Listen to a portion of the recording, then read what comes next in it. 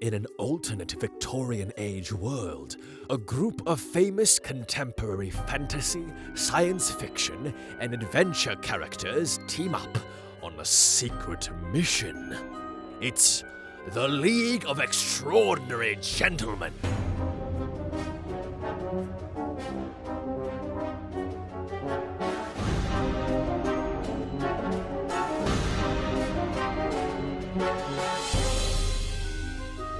Welcome, class, to Ghoul School. Unfortunately, school counselor Cthulhu is busy being deposed for a copyright lawsuit. Apparently, you still need to ask permission to use Avril Lavigne's music. The more you know. So, please welcome your substitutes. Hello and welcome to another period at the Ghoul School. I am your first host, Brian, Sean Connery's final role, Stork. And I am film and television's Brendan Fraser. What a get. What an incredible get. Mr. Fraser. We're really hitting the big leagues now on our so first much. big movie back. It's good to be here. And I am Thank your you. third host, Caro. Psyched to be back night. Hell yeah. Baby, we're We're here and here. we're here to stay. And I'm All right. here for the first time. Yes, We're hello. here, we're queer, we're full of fear. Again, I thank you so much for being here, Mr. Fraser. It's I know great to that be we here. told Yeah, you it's we good, were really going to good be to be here. Yeah, I know that we told you we were going to be reviewing the Mummy Dark Ride at Universal Studios, but that was a lie, and we are doing the League of Extraordinary Gentlemen. I was But in the Mummy. I would bargain to ask that I think that Brendan Fraser is in fact an extraordinary gentleman. I do Thank love Brendan. I do love you, Brendan Fraser. Thank you. Thank you for I being love here. you Mr. Thank too. you once. Thank you Yes. once again. For I was being also here. in a movie called Extraordinary Measures with Harrison Ford that is very underappreciated. So you have extraordinary in there somewhere. So yeah, it's relevant. Do you guys know what this movie's about? And I'm your 'Cause second host, No. Nolan Vinoy, Oh Christ! Where did you come Wow. from? from the chest of Brendan Fraser, like the chest burster that I am. Oh God! You killed Brendan Fraser live on the podcast. Fraser is dead. Oh Jesus! There is only Nolan now. Oh, we're ruined. This episode is ruined. All right, Brian, tell me what this movie's about, because I have no idea, actually, and I've been pretending like I So, do. The League of Extraordinary Gentlemen is a movie that is based on a comic book run by Alan Moore, the writer of Watchmen and V for Vendetta and stuff. And it is... It's such a great concept, but it's not good. We'll lead with that. But Okay. it follows the adventures of a ragtag group of famous and extremely public domain literary characters who Incredible. who all like join together Avengers style to defeat a shared threat in like 1800s England, I think, like London. Best. So that's a fantastic concept. Yes, absolutely. And when I was little, I really liked this movie. I think solely because I loved like crossovers and stuff, and just decided that I liked it. But it's You're like, there's more than one guy in it? yeah. Wow. I also liked that it's like I was so excited about a crossover of characters who I knew like two of them by name. Yeah. Do you want to hear the rundown on who's in Okay, this movie? can I make a guess? Yes, absolutely you can.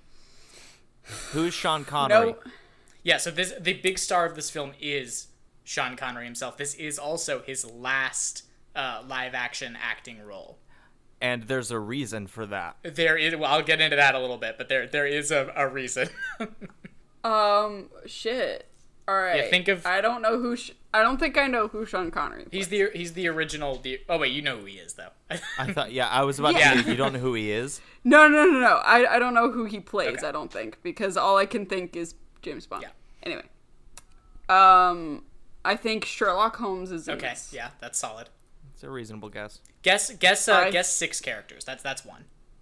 Oh Or shit, that's 5. so Guess many. 5. Get five characters. Five Okay. characters. All right.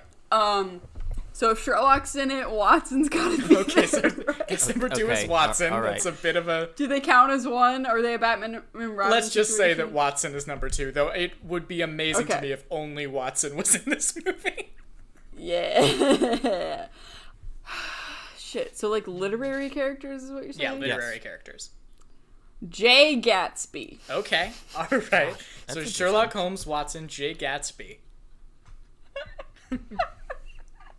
What an exciting adventure this would be. Guys. And then all of the characters from Pride and Prejudice.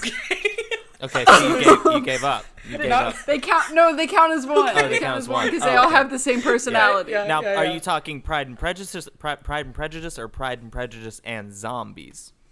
No, Pride and Prejudice. But also, it's only one of them per scene, but they never repeat. So it's just they just go through Oh. the entire cast over the course of the film. That's kind of fun. Yeah. they sort of have like a commedia dell'arte thing going on where they're just like rotating in and out of the same character, but they're just played by all of the characters of Pride And it's the same actor rapidly Right. swapping I was gonna say, costumes. is it Keira Knightley just switching around a bunch? That's Yeah. really fun. Yeah. Keira Knightley wearing a bunch of different Right. hats. Okay. And Last- Atticus Finch. Atticus Finch. Atticus Okay. Finch. Yes. So what you've done is you've made an action Avengers style team featuring no characters who do any action other Just than a just a Sherlock bunch Holmes of and lawyers. Watson. Just A a bunch bunch of- of lawyers. A bunch of lawyers Yeah. and Philistines just hanging out in a house, I guess. I would probably... Yeah. Okay, so here's... It would be No, fucking no. good Brian, though. Brian, I've seen this movie like 15 years ago, Right. but I'm gonna do another guess. Okay, sure. I'm gonna say Jean Valjean. Okay, excellent. Yeah. Then I'm gonna say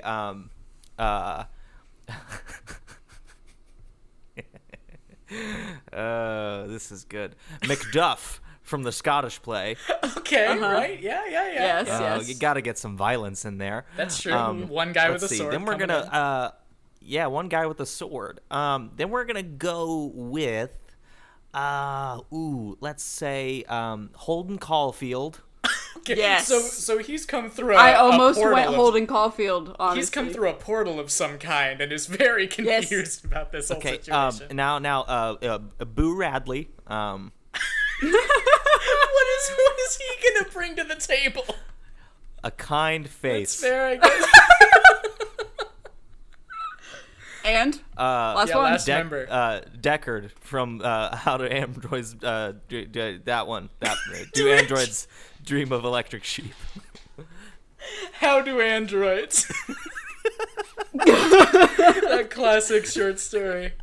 Oh yeah. Okay. All right. So Brian, who's actually so the Oh, and actual- Benjamin Button. Yeah. Oh, great. Yeah. Yeah, that's fair. So the actual lineup is infinitely worse than both of them.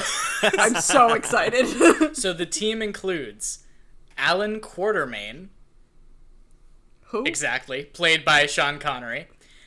Okay. Mina- Sean Connery. Yeah, Mina Harker from Dracula. And in Yeah. this, she's like full vampire, which doesn't really Cool. jive with how her story ends, but that's fine. Doesn't also make. We a don't lot know of what sense, happened but- in the sequel. That's fair.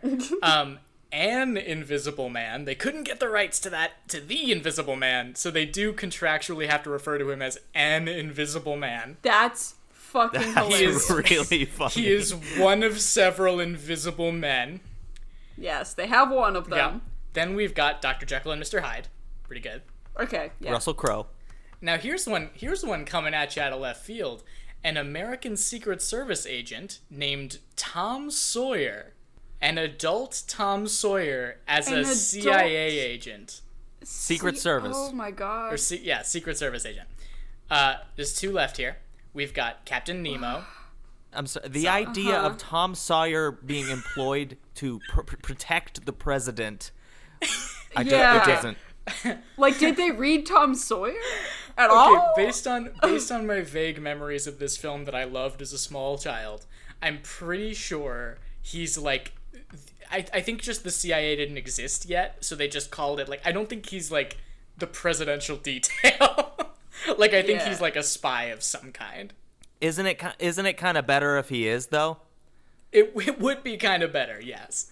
And then our final member is Dorian Gray. So What's he gonna do?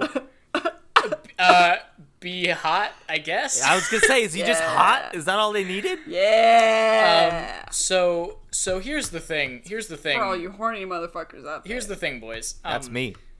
So this this movie made it didn't actually. It didn't make. So that was its first problem. Its other problem was that the director, Stephen Norrington, and Sir Sean Connery himself fucking hated each other with a deep and terrible passion. Obviously, Sean Connery was in this movie. Of course they hated each other. So going into this movie, Sean Connery had already turned down roles in The Matrix, Lord of the Rings, and Harry Potter. My god. So he basically went, I don't understand this script, but I'm going all in. But I'm gonna baby. do it because I've made horrible mistakes up to this point. And he did have he did say something along the lines of there's a quote that I can't quite remember, but it's basically just if this movie flops, then I don't know how to pick scripts anymore, and it did, so he stopped acting. That's hilarious. Yeah. So I have some. Poor Mr. Connery. I have a thing here that I want to read from describing what the dynamic was like on set. So in a Q&A with Empire magazine, Jason Fleming, who I think is another one of the actors, he was asked, he's really wonderful in everything I've seen him in. I'm a big fan of him. Which one would you guess that he was? He was in a lot of makeup. I know that. Oh, I think he was Jekyll. He was Jekyll. Gotcha. Yeah. So Jason Fleming was asked. Azazel's Jason Fleming was asked if the bus stops between Sir Connery. That's how Sean Connery refers to himself, as Sir Connery. Sean Connery. And Connery. Sean Connery and director Stephen Norrington were if those bus stops were as bad as reported, and Fleming replied that they were much worse. Oh my god. And there's a quote here. You know when someone in your class is getting told off and your toes curl in your black Clark's shoes? That's how it was. It sounds like there's some like low jazz going on in the background of this. Wait, can I do the thing? Yeah. Yeah. You know when someone in your class is getting told off and your toes curl in your black Clark's shoes? That's how it was. My favorite bus stop was in Venice. The League had to walk from Captain Nemo's boat down to the street, Magnificent Seven style. At the end of the take, Sean shouted to Norrington, "What? You want us to do that again?" Norrington replied, "For $18 million, I don't think it's too much to ask." Nolan. No. He replied, "For $18 million, I don't think it's too much to ask you to walk down a road." To which Connery's reply was unprintable. That's most everything that I say is unprintable. Yeah, they disagreed over almost everything, with Norrington constantly changing setups during the shoot, which Connery hated. And according to anonymous sources, there were frequent shouting matches. In one infamous incident, Norrington challenged Connery to hit him in the face, to which Connery responded by walking off the set. Norrington did not attend the opening party, and when Connery was asked where Stephen would be, he is said to have replied, "Check the local asylum." So, well, before we get started, I have a question. Yeah. Yes. I have a question for the Midnight Society, and I have an answer to my own question. Okay. But, so we know what the title of this movie is, but it's often, and it's on the posters, abbreviated as LXG. Now, what does LXG stand for? I think it's Legendary Xylophone Guy. I think it's... That's pretty good. I think it's... Look, X-Men's good. That's pretty good, too. It's certainly better than this. I think it's La Xenomorph Genesis. Yeah, there we go. It's Getting the French... classy with it. It's the French cut of the Alien. That's pretty good. Yeah. It's like a neo-noir, French New Wave inspired film shot on 60mm film. So this is the film that both ended its lead star's career and also its director's career, who decided, he wasn't ousted, he decided, I never want to make a movie again, and just left the industry. God. That sounds like somebody who was ousted and wasn't happy about it. That's a fair point. No, that But- also could be someone who was just fucking done. I think it was a mutual parting of ways. The original creators of the comic, both the writer and the artist, hated it. I mean, Alan Moore hates everything. I was going that's to say, ever when been did made of Alan his Moore work. like a movie? But, yeah, so nobody likes it, and it's generally conceived as one of the worst comic book movies ever made, so let's go watch it. Woo! Spooky Dark Spell, go!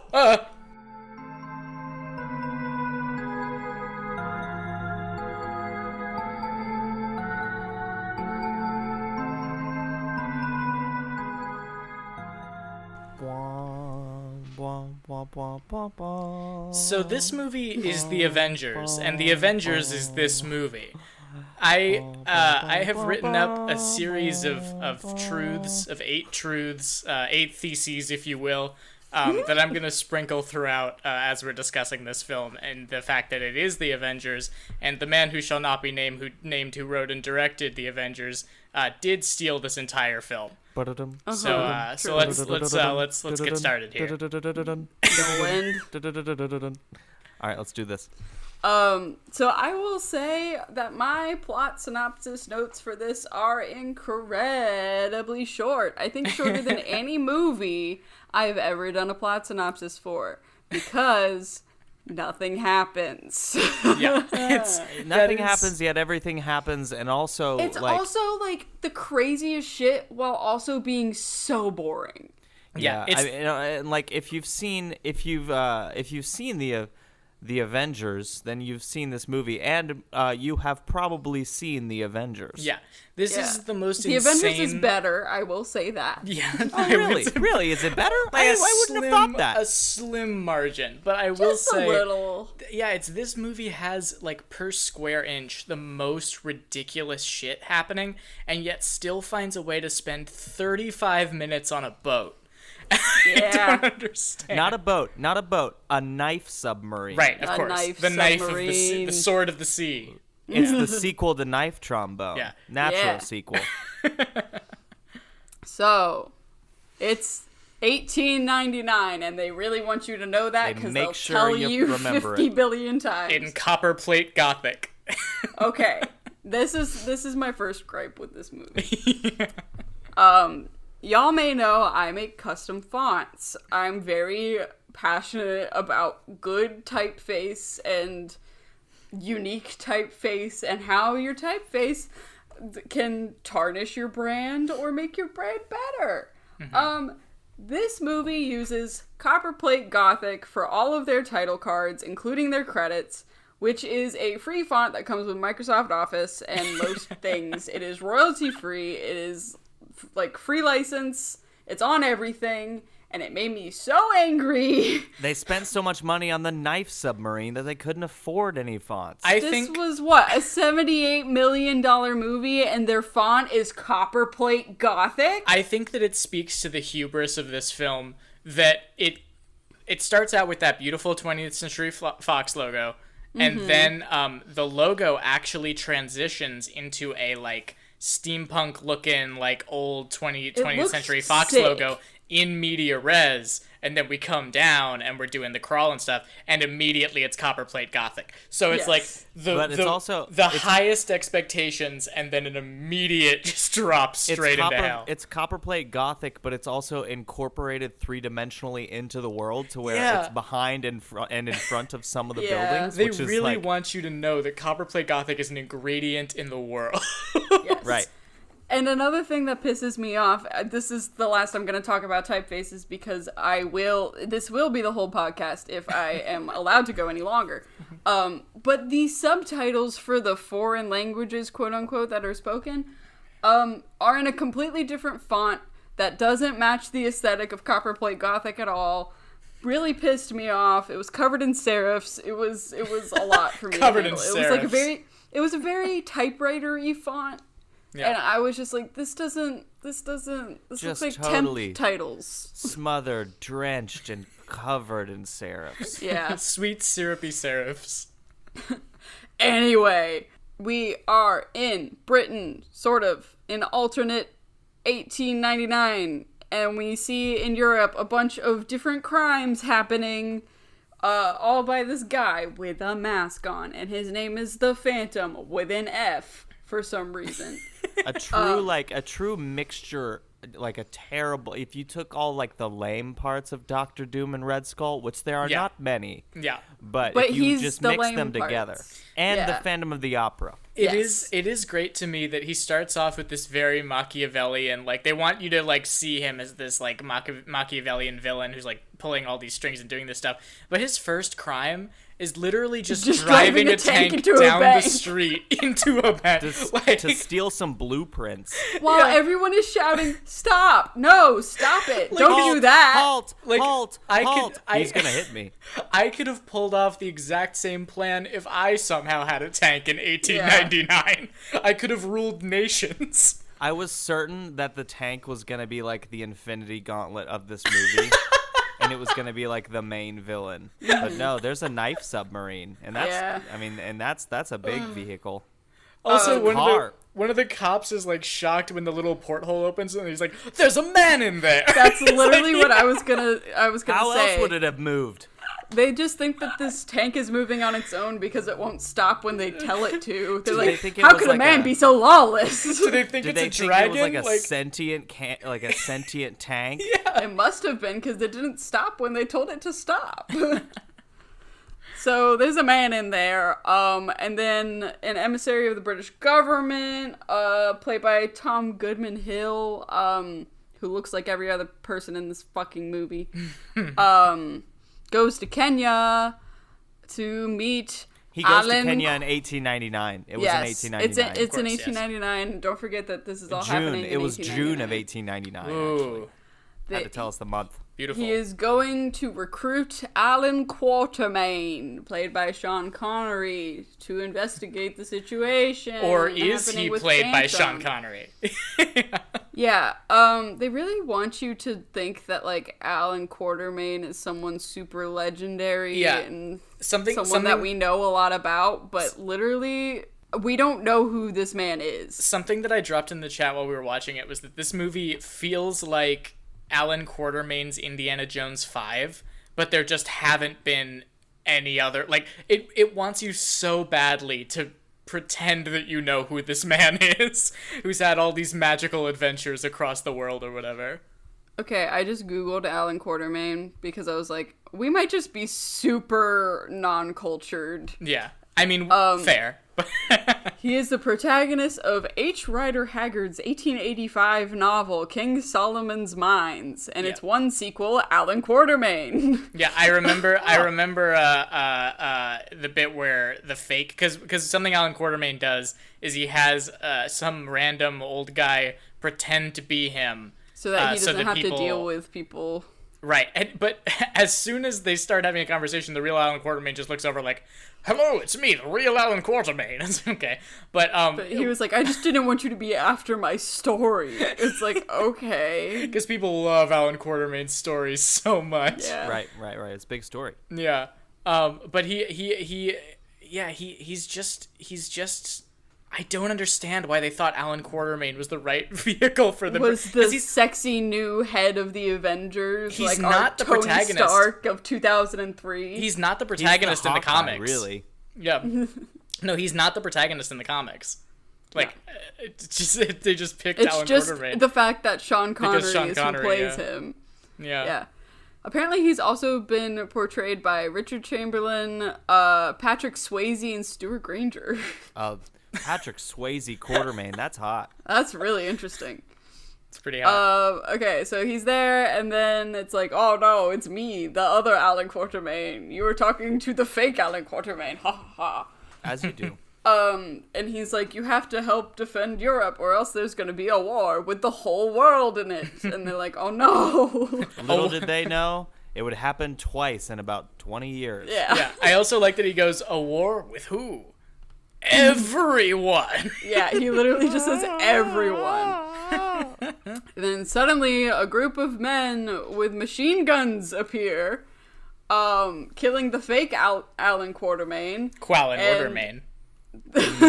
They're shooting back Alan at him. Fotermain. Yeah. They're shooting back at him, and the guy who came there to recruit Alan says, they're indestructible. And Alan Quartermain says, no, they're just armored. So maybe this is a reality where just armor was never invented. So like they think the tank is a What? living beast, and they great think that if idea. some's wearing armor, that it have means they're machine invulnerable to guns. harm. Brian, you just made this movie so much better. Yeah. Machine guns. Yeah, this movie plays very fast and loose with when things were invented, also. Yeah. Yeah, I'm Googling currently when machine guns were invented. 1884. Okay. All right. You know. But, not widely used until the First World War. Yeah, I'm gonna but guess all they right. didn't look like modern SMGs. No, because that's what these look like. Wait, we didn't even talk about Villain Guy's wonderful line in the big what are those things called? Montage? Blimps. Like the blimp. Yeah, the blimp thing. You know Oh, what the I'm talking blimp about? factory. Yeah. Yeah, the blimp factory. Oh, I don't remember. You It's- idiot! This place is full of hydrogen gas. And then Brian, what does he say? Can you give me the line delivery? Oh God, does he say? He says, ah, so scary. He does. And then he shoots an RPG like into a blimp. So scary. Okay, here's the thing. This movie makes no sense tonally. No. It's sometimes played as a straight comedy, and sometimes is like supposed to be like Snyder Cut Justice League drama, like Yeah. gritty Yeah, tension building, and I'm like, I don't know how I'm supposed to feel about any of this. And I wonder if it's the tension between the director and Connery is Yeah. a big part of it, because it seems like the opening is very like pure camp, like Yeah. 100% like serial, adventure story kind of thing. And then when we get to Connery, it becomes there's a little bit more air of like weird gravitas to it. Yeah. That doesn't really feel like it It's a meshes. little more Indiana Jonesy without the fun. Yeah. On the comedy note, I said this I dropped this in the group chat, but every character in this movie thinks that they are hilarious, But they are none not. of them are, except Yeah. for Jekyll. Sometimes. All right. So let me just speed through some bits here. A bunch of people come in with machine guns. They're shooting. Quartermain fucking takes them out single-handedly and like shoots the last one from super far away. And then he walks out of the building, and then the building blows up. There's a funny way that happens though, where It's like the war is gonna come to you. yeah. And then the building blows up, and they're like, the war has arrived.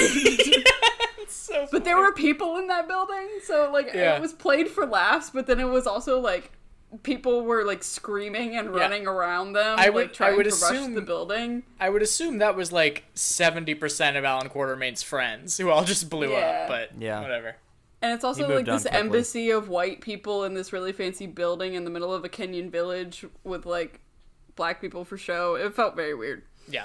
This movie it gets very Yeah. weird about Kenyan culture. This movie at the very- end of this movie. Yeah. This movie very frequently tries to, well, no, not frequently, very infrequently, tries to pretend that it's like some weird celebration of Africa that Yeah. it just really is not. When really it's like almost making fun of Africans Yeah, and it's- being like they're less developed. And it's It's- like, no, they're just people It's who live almost- in Africa. It's almost as if when you take an adventure character from the mid 1800s and adapt them in modern day, you might run into some issues. Alright, so then Quartermain arrives in London, meets the mysterious M, who's our Nick Fury, if you will. Oh, can I? Okay, here's my first of my theses. Yes. So, the beginning of the movie shows a shadowy pseudo-government pseudo-government agency requiring, quote, the services of not remarkable, singular individuals. That's just a full-ass quote from Avengers, from wildly different corners of fiction, and the first person they go to is a man from a previous century whose extraordinary adventures are the stuff of legends, and he is expected to be a patriot and follow orders. So that's my first thesis. So Alan Quartermain, I don't know why I said it like that. Quartermain. is Captain America. Capitan America. Yeah. Yes. America. America. So this is where they're like, haha, meet the League of Extraordinary Gentlemen, except for 2 of them aren't here yet, I guess. 3 of them aren't here. And one of them is a woman. One of them is a woman. And they won't let you forget it. A sex object. Yep. Her personality is that she's hot, and that's pretty much it. She's also a vampire, but we'll figure that out later. You want to hear something that makes that even worse? Apparently, she is the protagonist of the comic. Oh my god! Like, or at least she's the leader. She's like the leader of the league. She's such a boring character in this too. That sucks. So apparently, they want to stop the Phantom because he's gonna destroy Venice. They meet Captain Nemo and Rodney Skinner, who is the Invisible Man, and Invisible Man. And Invisible Man. Who looks kind of cool, and they like paint his face, and you see like the reverse from the inside, which is like really interesting. And then it gets lazy in some of the scenes. He like wildly oscillates between looking really cool and looking like a guy with white face paint. And Mina Harker. And then they go to meet Dorian Gray and be like, hey, you should join our League of Extraordinary Gentlemen. That's a quote. And he's annoying. Yeah, and he they're sucks. like, oh, a painting is missing from the wall. And it's like, haha, fucking Portrait of Dorian Gray, we get it. And so they are just like hanging out in his library. And then somehow there's a bunch of people with guns there suddenly. And a fight begins. And paper goes everywhere. So much paper. I don't think they considered how long this fight sequence was when they decided to commit to the paper thing. Because paper is falling from the sky for like 10 minutes. Yeah. Right. And the it's amount not even coming of from it. the bookshelves. Yes. No, and it's just coming. I don't think they understand that when you shoot a book with a gun, the paper does not go up and fall down. Like there's just a hole in the book now. Yeah. A perfect page from a book. Just they're all falling down. Yeah. No bullet holes, nothing. Just It's perfect. literal rain of And books. they're mostly blank. Yeah. Maybe that's just a comment on Dorian Gray's character. Yeah, Truly. that's true. So they shoot Dorian Gray a bunch of times, but turns out he can't be got dead, and then he kills the man, and then, yeah, whatever. I'm sorry, can't be got dead really got me. Listen! That's a direct line from the movie. There's, like, a guy who holds a knife to Mina's throat, her eyes turn red, and she rips his throat open because she's a vampire, I feel like we missed some steps from Dracula. Yeah, it doesn't really... It doesn't make any sense. Yeah, like, most of the stories seem to, like, sort of abide by, like, how the books ended or whatever, but this one is just not at all accurate to, like, what happens. Yeah, she's just like, I encountered Dracula, which means I'm also a vampire now, question mark? Yeah. Yeah, you met him. And then one of the henchmen who was like shooting people turns out to be fucking Tom Sawyer, who is an American Secret Service agent, who is my least favorite character in this entire movie. He pisses me off to no end. Why is he your least favorite character? There's so many terrible characters. I know. It's the voice. The voice he puts on is like Peter Pan if Peter Pan was the least likable person on the planet. And also it doesn't make any sense for Tom Sawyer to be a Secret Service agent. Dorian Gray is the worst, in my opinion. Dorian Gray's just a fuckboy, and I'm okay with that, and I've made my peace with that he's a sexist fuckboy, and I'm gonna deal with that. But fucking Tom Sawyer's just annoying. Anyway, he joins them apparently because Quartermain is like, I like your gun. And that's his only thing, is that he's there and he's like, your gun is cool. Do you want to join the League of Extraordinary Gentlemen, even though you're not fucking extraordinary in any way, shape, or form? And he's like, yeah, sure. Yeah. If you fire enough bullets, you're bound to hit one eventually. Yeah. Tom Sawyer's real benefit to the team is that he's a bad shot. He's American, I guess. He's a bad shot, but he does have a lot of bullets. Yeah. He's violently American, though. Yeah, Tom Sawyer also, the voice is terrible. I'm pretty sure he's not from the comics. I think the studio wanted an American on the team. Oh my god, that makes me I guarantee you. Yeah. So then Dorian changes his mind, agrees to join the League, and then they take the fucking knife ship to France. Knife ship. Ship. Look. Also, wait, another note on Tom Sawyer. Yeah. They try to make Tom Sawyer and Alan Quartermain like the emotional core of this movie. Yeah. And it just doesn't work because Tom Sawyer is just so goddamn lame. He's so, like, he's trying too hard is my problem. He's, like, trying to be your plucky main character while being boring and annoying at the same time. Yeah. Oh, wait, sorry. We skipped over one of my big problems with this. Well, not big problems with this movie, but something that annoyed me about the writing of it is this is one of those movies that thinks that references equal jokes. Yeah. And there's a bit when Quartermain is first showing up to see M, where the guy who's letting him out of the car, he goes, well, you made good time getting here, Mr. Quartermain. And Quartermain goes, oh, not as good as that one fellow. Around the world in 80 days. And then he just kind of like goes, huh, yeah, and then keeps walking. Like, and you're that's like, the joke. Turn of the century. Yeah, it's pretty brutal. It hurts. So they make it to Paris. The fucking title card's still in Copperplate Gothic. Years are taken off of my life.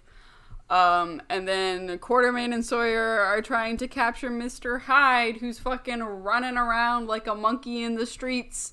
He looks truly absolutely terrible. The worst video game character design I've ever seen. Yeah, so he this looks is like a this flesh homunculus. This is thesis number 2. One of the members of the team is the Hulk. Yeah. He's just the Hulk. Half the Hulk because his legs are still normal. That's true. His Yeah. legs are still shockingly normal. It's really frustrating because Dr. Jekyll and Mr. Hyde is like an interesting character, and yet he's just the Hulk. He's just the Hulk. He's just the Hulk. And it's real weird because There's no like, oh, there's a psycho inside of me that comes out and I get a little bit stronger. It's like, no, I literally just transform into a big bulking flesh homunculus and run around the city. I'm just less smart now, you know? Yeah. well, and it's weird because they do play like there's the bit on the we can just this is skipping ahead a little bit, but there's a bit on the boat when Mr. Hyde is like trying to convince Dr. Jekyll to like let him out, like he can see him in windows and glass and stuff, reflections, right? Which is cool. But the way that Dr. Jekyll talks, the way that Hyde talks about like what they've done in the past, it's like, so are we committing to the fact that Mr. Hyde is like a murderer and a rapist or not? Yeah, because I later don't know. he like becomes a hero, and it's like It doesn't make any sense. Yeah. So we can sort of skip over this whole bit because basically Hyde is captured. He's covered in chains, and then he's like, "You want to see a party trick?" And turns back. Yeah, another great line. Turns back into Dr. Jekyll and fucking you missed screams the one. whole time. Yeah. Well, yeah. remember when someone says, it's a great party trick, and he says, wait till you see my next one, and then he switches. And then he Yeah, just and starts fucking screaming. It's so It's funny. like It's so like, wait till you see my next painful one. for To me, it's like very clear that they may have had like a digital like transformation, and they couldn't afford to finish it, so Yeah. they just like cut it to shit and like put a bunch of flashing lights on it, and then showed you some parts of it. It looked like there was a little bit of makeup. I think there is a I fair agree. amount It doesn't there's a make a fair lot amount of of sense. practical effects in there that I think look cool, but overall it does not hang together. All right, bullet points because this is when we're on a boat for too long. Yeah, this is. Oh yeah, sorry. Now that the whole team is together, my thesis number 3. Other members of the team include an American spy with, I guess, excellent aim, a deadly redheaded lady who is sort of treated like a seductress or something, an immortal pretty boy with long hair, and a brilliant engineer who's built a technological marvel that counts as his only superpower. Damn. Yep. Damn. It's the Avengers. Yeah. Damn. Yeah. Yep. Ba, ba, ba, ba, ba. No, it gets That's worse as we go on. Also, the knife ship kind of feels like a shield helicarrier. Oh yeah, the knife ship is the helicarrier. And it's where they spend most of the first half of the movie. I'm about to summarize fucking 30 minutes in 2 seconds. They find flash powder in the wheel room, and they're like, where could this be from? Somebody took a picture or something. And a vial of Jekyll's serum is gone. Dorian Gray offers Mina some drink and gets her blood on a fucking towel because she breaks the glass in her hand or whatever. And they kiss and it's weird. And then the Invisible Man is nowhere to be found. They all think that he's the one who's being shady. Who it's obviously There's a spy among us. Obviously. It's obviously Dorian Gray. It's like very so obviously incredibly Dorian Gray. obviously. But there's a during the powder thing, there's two things that are hilarious to me about that. So Nemo finds like this like flash powder in like the room that has like 3 wheels, like where you steer the boat. Nemo the fish or Nemo the man? Both. He's got a little Nemo fish in his that he carries Nice. in his hat. But thing number one, when Nemo finds the powder, he like kneels down and he does the thing that you do in movies where like you take some of the powder and like on your fingers and like look at it and kind of like rub it together and you think, oh, he's gonna identify the powder, but he just Did goes, he taste it? He just goes, powder. And It's so fucking funny. and thing number two, so when we're just gonna, it's Dorian Gray is the spy, obviously. Yeah. When he's taking photos of stuff on the ship, the thing he took a photo of just the 3 wheels Yeah. to I be like, don't this know. is how this works. It doesn't make any sense. It's a tri-wheel scenario. Yeah, So we never the ship- considered 3 wheels. So the ship begins to sail into Venice, which is a very stressful situation because it's the biggest boat in the universe, but it's also very skinny, so it's able to fit in the canals, I guess, but Yeah. it's like very big. It stops under a bridge. They see that there's a carnival happening, and they're like, there are bombs in the city that we have to make sure don't go off. And then there's fireworks, and they're like, oh my god, I thought that was the bombs. And then the bomb actually goes off. And then buildings start to topple down. Yeah, much like in a comedy, which is maybe what this movie was supposed to be. It's like the second or third time that they've had that same like, oh, thank God it wasn't this. And then it is. Yeah. Which is like funny, but it's not. No, because it's not played as a joke. Yeah, because it's like the destruction of an entire city of people. Yeah. So it's like toppling buildings in this domino effect. They decide that if they knock out one of the bigger buildings in the sequence, they can stop the chain of destruction. Nemo has a missile that can be fired at the building to make it stop. To make it explode, yeah. Yeah.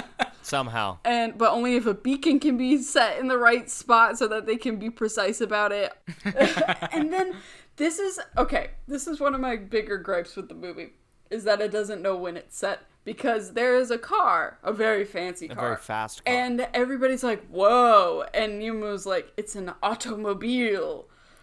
Tracy Chapman. But then faster car. everybody, after they're like, whoa, what is this? It's an automobile. They fucking refer to it as the car from then on. They do! They're like, oh, I'm gonna go get in the car. They also fit more people than they should be able to fit in that car. So, That's such a funny idea of just they going, go- what is that thing? Oh, it's a van. All right, let's get in there. well, it's an automobile? How exotic and fancy. How about we call it a car? And Nemo's A like, this jalopy. is the future of transit. And then they're like, okay, he's in the car. It's like, what? Pardon? You didn't know what it was like 20 minutes Also, ago. damn, Nemo basically was like, my method of transit is the way of the past. So they start racing along the streets of Venice. It doesn't matter. No. There's one thing Dorian that really Gray matters. and Mina both jump out separately to fight groups of henchmen. Mina turns into a flock of bats. Don't forget her line. What yeah. was it? Noel, do you have the exact can you line? give me the Do you have delivery? the exact line, Noel? I don't have the. It's Because I think it's I basically know it. I can do the voice. She goes. Can I get the? She delivery? goes. So this whole time, Mina's like a person, you know, like she talks and is a She's person. a normal person. And for yeah. this one line of the movie, as they're being shot at by all these guards, she goes, "These men are mine," and like soars away from them. which is so Never new. Goes uses and that tries voice to again. eat them.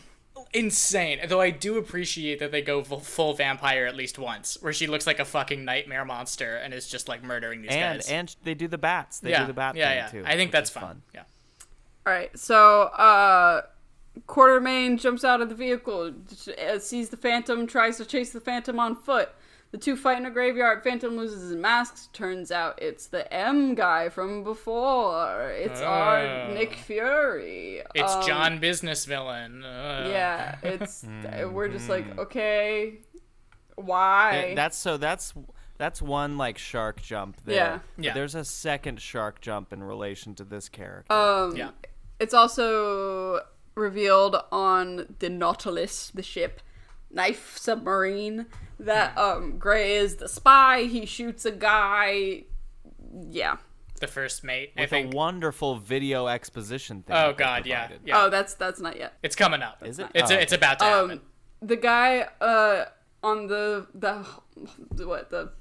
front of the ship, the place where you steer, I don't know, is like, Is it the poop deck? I guess. Let's is call like, every part of the boat the poop deck. is talking about how Skinner, the Invisible Man, is like obviously the spy because he's not even here and he's gonna get an earful. And then Gray goes, "Not him, me," and then shoots him. It's such a fucking ridiculous line reading. It's so stupid. The League regroups at the Nautilus. Quartermain is like, M is behind the whole thing. And then the guy who's dying is like pulled out and he's like, Gray is the traitor. And they're like, oh, what? And then like an escape pod comes out and Gray's like, bye. And then fucking we forgot to away. mention that they succeed. Oh yeah, in stopping the bombs. They stop the bomb. It's treated very anticlimactically. Yeah, it's fine. It's They did it, overshadowed whatever. shadowed by these two twists, quote unquote. Three or four, Yeah. 5, 6. So many. So they get back on the boat, and then there's like this beeping noise, and they find a record, and then they play the record, and turns out it's like a pre-recorded message from M and Gray being like, ha ha ha, we got you. They're so proud of themselves. They like reveal this whole plan that everything was a ruse so that M could steal physical elements from each of them to make like weapons or something after he starts a world war. Which is actually like, if it was an Avengers movie, like could be Would be kind of interesting. Yeah, Kinda that actually, cool, yeah. I actually, out of the like 3 or 4 twists that all happened in the span of about 2 minutes, the fact that they just needed all these guys so that they could like harvest their like stuff, not a bad idea. Not a bad idea.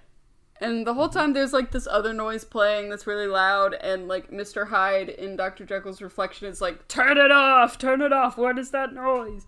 And then at the end of the recording they're like, by the way, we've been playing a sound that's gonna set off bombs we put in your ship, because everything is about bombs here. And then so many bombs. fucking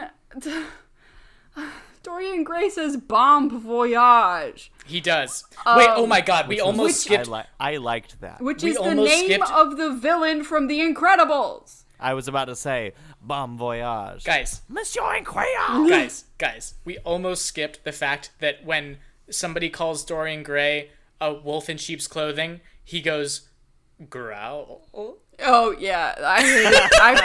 I blocked that from my memory because I hated it. Okay, wait, can I say my fourth thesis, which is probably the most damning? Yes. Okay, so the team spends a solid chunk of the first half of the movie aboard a massive cutting-edge vehicle, which, at the midpoint, is hit with multiple bombs and nearly sunk thanks to a member of their team working for the flamboyantly dressed bad guys seeking to build a new world order. Oh my god. It's it's an identical midpoint. It's exactly the same. But it's not the midpoint. is It's this- like nearly the end of the movie. Yeah, because this movie an is hour paced plus fucking in. insanely. Yeah. Is this a damning thing for Joss Whedon? Yeah. Are we He's- damning Joss Whedon? He's because of secretly this? the biggest League of Extraordinary Gentlemen fan. Like, here's the thing. I mean, we're damning Joss Whedon for other things Yeah. too, but like, I was goofing on it up to this point, and then I'm like, oh, this is exactly the same. All right, the rest of there's like 20 minutes left in the movie at this point, so I'm speeding through it. So they're fucking like, oh no, everything is going to explode. Everybody's like, what are we gonna do? This ship's gonna sink. Like, something exploded. And then Dr. Jekyll turns into Mr. Hyde to stop the ship from sinking. And then Dr. Jekyll and Mr. Hyde are now friends, sort of. It's like this weird Mr. Hyde's a reconciliation. hero. It doesn't make any sense. And then they follow a signal that they intercepted from Skinner, who is an invisible man. They follow it to the Arctic, and they travel across the frozen I have tundra. a thing about this. Yeah. Now, this, it is a problem. It's not even a problem. I guess it's just a thing. It's like Batman and Robin. Mm-hmm. For some reason, they now have wonderful ice-themed outfits that they all can wear. I did clock that, which I think is kind of good. fun. Let me just point out real quick, because we kind of skipped. This is still part of that whole Venice situation. My points 5 and 6 are: point 5 is that the government host turns out to have motives and secrets of his own, thus justifying the League being an independent thing and not just like a government thing. Number 6 is that the villain's plan directly involves bringing the heroes together and forming their team. Another part of his plan is using the team's abilities against them and stealing from them. Also, point 7, Hulk turns inexplicably friendly for the climax. It Yeah, was very mean. that's pretty accurate. So they're in the tundra. They find a cave. Skinner's there. He's like, I wasn't the spy, but y'all thought I was gonna be the spy, so I had to go hide. And they're like, yeah, sounds about right. Yeah, we were gonna fucking kill you. Yeah, it's like we all did want to murder you. Tells them that M has a number of scientists and their families held hostage and slaves in one of his factories, constructing copies of the Nautilus and like an army of Hyde brutes, invisible spies, and vampire assassins. Also, plural of Nautilus, not a lie. Yeah. That's going to be my firstborn daughter. Not allowed. Don't you dare fucking call her Natalie, I swear to God. All right. Not a lie. End of the movie. We're getting so close. Okay. Thank God. The League infiltrates the factory. Nemo and Hyde attempt to free the scientists and their families. Sawyer and Quartermain go after M. Mina goes in search of Gray, while Skinner sets off to plant some explosives, because everything has to explode in this movie. Hell yeah. Bombs. There's so many bombs in this movie. Bomb voyage, boys. Nemo and Hyde run into this guy who drinks so much of Dr. Jekyll's formula. Like, This is my favorite line like of the whole pouring movie. out of his mouth as he's drinking it. Like, there's no more that he can fit in his mouth, but he's still pouring it all over himself. And Dr. Yeah, Dr. you have Jekyll to- goes, don't drink the whole thing! Yeah, he has enough time to like cut away from him drinking it and for Hyde to He's go drinking not the whole so thing. much of it. He Bro, you need to know your limits. he transforms into this huge monster and they fight. Mina has a God. showdown with Gray, which leads to nowhere because they're both immortal, and I do like I don't hate the idea of having two functionally immortal people just keeps trying to murder each other and just nothing getting nowhere. I think that's fun. he thinks he's killed her for some reason, because he like stabbed her through the chest and then she like collapses and he's like, haha, I must have done it. I must have I killed her. think She did just take a nap for a little bit. yeah, she did. I think he thinks that he staked her in the heart. Is the thing? That's exactly Yeah. what you think. Yeah. And then she's like, but you missed, nah. And then like skewers him to the wall and makes him look at his portrait, which effectively ages him and kills him. Yeah, she does say specifically the line, I wrote it down. She says, you broke my heart once, but this time you missed. Which Yeah. I can't decide if it's the dumbest shit I've ever heard or Or the kind of cool. best. I don't really It's the know. dumbest. It's the dumbest, Brian. I'll Yeah. answer that Also, for you. this is where Dorian says like a really sexist line where she's like, you don't know what you've awoken within me. And he goes, a woman's wrath? Oh no. And I was like, Oh, no. He also says, doesn't he also say like, I'd hoped I'd Yeah, get to... he says, I hoped I would nail you again. However, I didn't think I literally. hated I this. refuse to believe people referred to sex as nailing someone in 1899. He's just Yeah, a it doesn't make fuck any boy, sense. but now he's dead, so nah. That's what his gravestone says. Yeah. Here lies the biggest fuckboy known to history. Quartermain confronts M and is like, you're Moriarty, apparently. It doesn't make any sense. And M goes, I'll never tell. And then he like skitters away. It's like There's just been no hints towards that the entire Yeah. movie, and so it's not interesting. and it's just it's nothing. It's just for the reference, and it gives no other depth. That's what this whole fucking movie is. It's just that. Yeah. So Quartermain sees that while he's holding Moriarty at gunpoint, sees in the reflection of his mask that fucking Sawyer's being held by an invisible man at knife point. He turns around, shoots the invisible man to be stabbed in the back by Moriarty, who makes another escape, and then Quartermain's super wounded. Sawyer shoots him from afar. It's like a callback to the beginning when he was like, you have to be patient and take your time, which is stupid and is supposed to be played as like his reconciliation with his son, and then Quartermain dies. It doesn't make any sense. They go to Africa to bury Quartermain. The group sadly departs. A tribal witch doctor takes handfuls of dirt from his grave and begins a chant. So, and because there was a running thing that as long as Quartermain was Africa would never let him die. Africa would not let Quartermain die because he saved Yeah. a village or something. The earth starts shaking, and the rifle that Sawyer left on the grave starts shaking, and lightning strikes, and nothing makes any sense. It's stupid. Yeah. That's the end of the movie. That's actually my 8th point, is the good guys win, but one of them is seemingly mortally wounded, only to be revived at the last minute in a way that doesn't make any sense. And they get shawarma. And they get shawarma, yeah, that's pretty good. Also, there is during the credits, it feels like multiple times they play it, but maybe there's just a very long score interlude. They just play this like weird, like African like tourism bad. song that is like, because it's just the only. I know exactly what you mean. Yeah, like the only line is Africa. And Yeah. and it's like, this movie did not earn. This was not This a movie did celebration not of respect Africa. This movie only spent like 10 minutes in Africa. Yeah, and the 10 minutes it spent, they were pretty offensive, I think. All right, so before we create our own Leagues of Extraordinary Gentlemen and send the listeners on their way, I would like to recognize some awards this was nominated for. Oh my god. It was actually nominated for, like, prestige awards, like the Academy of Science Fiction, Fantasy, and Horror Films in the United States of America nominated Shane West, who played Tom Sawyer, as the genre face of the future. What? That didn't happen. They were nominated also for Best Fantasy Film, Best Supporting Actress, and Best Costumes. But the ones that I want to take your attention to are the Golden Schmoes Awards, which are an Oscar ripoff for bad movies. Nominated for Worst Movie of the Year 2003 and Biggest Disappointment of the Year 2003. Oh, that's fun. At the Stinkers Bad Movie Awards, they were nominated for Least Special Effects, Most Intrusive Musical Score, and Worst On-Screen Group. And the subtitle for Worst On-Screen Group is The League of the Hopelessly Miscast. Yeah. So. Oh shit, that's so mean. Oh god. And like, it's so weird. Like, the places where there was effort and the places where there weren't.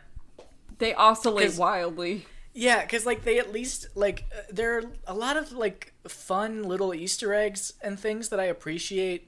Like, when they're in M's office, like, there's a couple of portraits of, like, past Leagues of Extraordinary Gentlemen that's fun. Like, the Musketeers are in there and Robin Hood and stuff.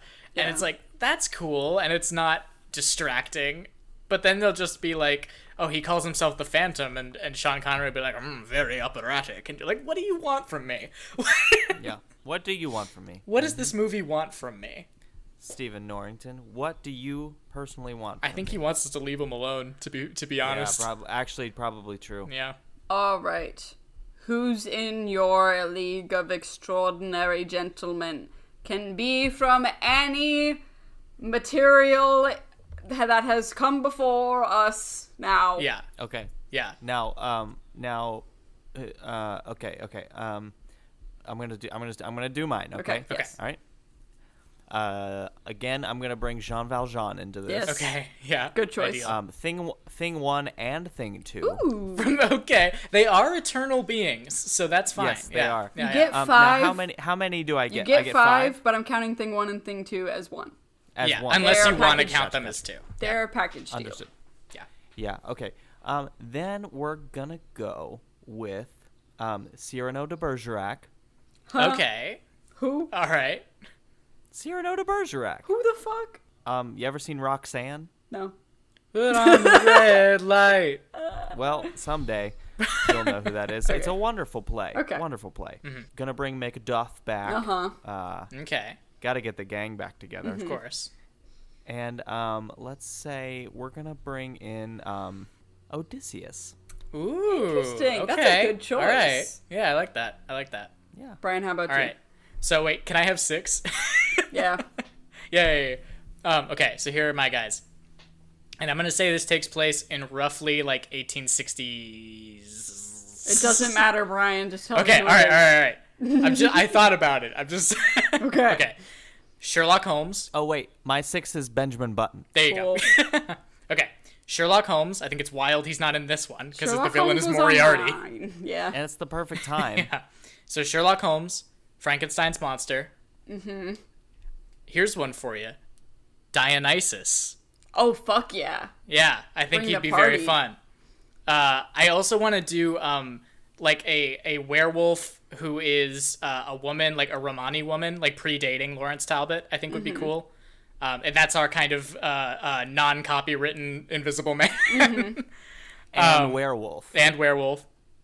Then there's a real person from history. I've got Nakano Takeko. Do either of you guys know who that is? Absolutely not. Excellent. Okay, so she was a Japanese female warrior of the oh god, I'm gonna butcher of the Aizu domain, who fought and died during the Boshin War. During the Battle of Aizu, she fought with a Japanese like polearm, like a kind of long staff thing, and was the leader of an ad hoc corps of female combatants who fought in the battle independently. She and other women stepped forward on the front line without permission, as the senior Aizu retainers did not allow them to fight as an official part of the domain's army. The unit was later retroactively called the Joshitai, otherwise known as the Girls' Army. With the reforms of the Meiji era, the samurai class was abolished and a Western-style national army was established, making Nakano Takeko one of the last samurai in history. So I would pull her from either before that or like she somehow like was survived or I don't know, whatever. But I want her in here because she's from that same era. And then my last member is Professor Liedenbrock, famous successful explorer of the center of the Earth. Cool. Yeah. Like that. All right. Mine are, well, here's the thing. My first one was also Sherlock Holmes. That's fine. He's the best We option. have overlap. Yeah. Okay, Sherlock Holmes. Aslan from fucking Chronicles of Narnia. Okay, cool. Oh, we got a literal lion. Okay. Big Jesus lion. We love a good Jesus lion. Miss Piggy. Excellent. Great. All right. Feel like there'd be some fear from Miss Piggy about the Jesus lion. I mean, do you think Miss Piggy would be intimidated? That's true. There'd be some fear from the lion about Miss Piggy. Yes. I think Aslan would be afraid of Miss Piggy, That's fair. which is why she's here. She's our muscle. Yeah. Then I would pick Robert Downey Jr. the man. Okay, cool. Not the character, the man, but he's also playing Sherlock Holmes. He's playing him because I'd great. at the time. So the no. So there's there's Sherlock Holmes played so by we Robert have- Downey Jr. we have and Robert Sherlock Downey Holmes. Jr. Oh. There's a lot of Downies in here. Dual Downey. Then we have Mrs. Doubtfire, Okay. All right. who is our camouflage expert. Sure, in one very specific situation, Disguise. yeah. Master Yes. of Disguise. Master of Disguise, which I should have actually picked the Master of Disguise. But, who? No. Mrs. Doubtfire is much better. Yeah. Yes, absolutely. And Hades, but specifically Hades from the Hercules movies. Sick. All right. That's excellent. It Extraordinary, even. Extremely extraordinary. I think all three of these lineups are far more interesting than the weird slapdash team that we got in the actual movie. Absolutely. Fucking Alan Quartermain. Nobody cares about Alan Quartermain. All right, so is this the best of the worst of the worst, or a movie? It's a little guilty pleasure. For me, actually, like, it's a guilty pleasure, because I think when we get to the drunk out of 5, like, I think I could get drunk with some buddies and really have a good time with this piece of shit. Yeah, I think I'd say the same thing. I think it's a guilty pleasure under the provisor that you are shit-faced when you're watching it. Yes. I would say it's worst of the worst just because I have severe ADHD. It could not hold my attention even though the craziest shit was happening. Yeah. But I think maybe if I was incredibly drunk, I would have a little bit more fun, but not something I would willingly watch again. Yeah, I would if wasted. Yes. And with a group of people. This is not a movie to watch alone. This is not an alone movie. I had a bad time. Yeah, I think it affected all of our viewing experiences that we were watching this on our own, because it drags pretty hard for a while. It does. It's so long. Yeah. Well, it's only an hour and 50 minutes, but it feels like a 2 hour and 40. It feels like Blade Runner 2049. It does. So long. It's the Lawrence of Arabia of bad Alan Moore adaptations. All right. So that concludes our extraordinary podcast episode. I'm going to kill myself. We are a league of extraordinary podcasters. I've been invisible the whole time. Yep. Oh, Brian, wow. Brian has no physical form. Yeah. And I guess... and Caro is a lion. Yeah. And I'm And Jesus I Lion. am Thing 2. That's true, yeah. If you want to see more, you can subscribe to us on iTunes, on YouTube, where Brian does good video edits, and on Spotify and other podcatchers of your choice, like Overcast, yada yada yada, whatever you want to do. Heck yeah. Hit us up at Ghoul School Pod on Instagram and the Gmail. ghoulschoolofficial@gmail.com. You can send us an email. You can send us anything you want. You could send us literally any... oh, God. Nolan, I don't think you yelling is getting us any more subscribers these days. I mean, but we can't categorically prove that it isn't. So. And Thank now you, that Brian. we're back to normal episodes, if you think you have a friend that would enjoy the show, send it their way. Or you have a movie you want us to watch. Yeah. Yeah, let us know. Maybe leave will Extraordinary roast Gentlemen it. again. Yeah. And This is now just a podcast where we watch League of Extraordinary Gentlemen over and over and over again. and if we could leave you with one image, have it be Sherlock Holmes and Aslan playing chess. That's sweet. Yeah. Farewell. You love people playing chess, Brian. I do, for some reason. Professor X and Magneto, that's why. I found kind. it. I figured it out. All right, Don't bye. drink the whole thing. Not the whole thing! It seems another period is at an end, but be sure to join us again next week for another lesson in terror.